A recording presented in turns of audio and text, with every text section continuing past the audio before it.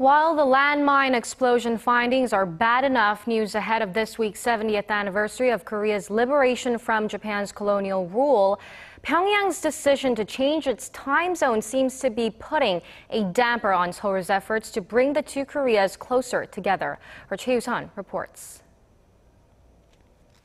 President Park Geun has expressed deep regret that North Korea has decided to create its own time zone without discussing the matter with South Korea.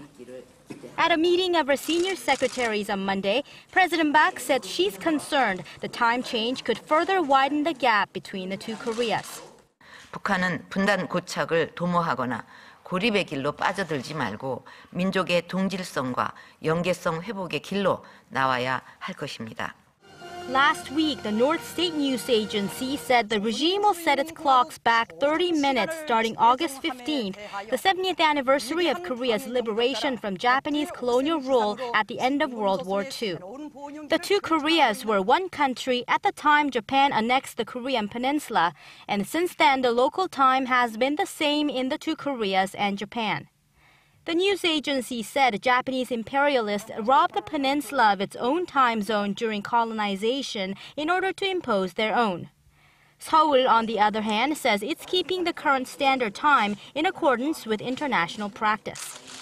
From the perspective of the 70th anniversary of Korea's liberation and the division of the two Koreas, President Park said Pyongyang's time change actually hampers Seoul's efforts to narrow the differences between the two and revive inter-Korean dialogue.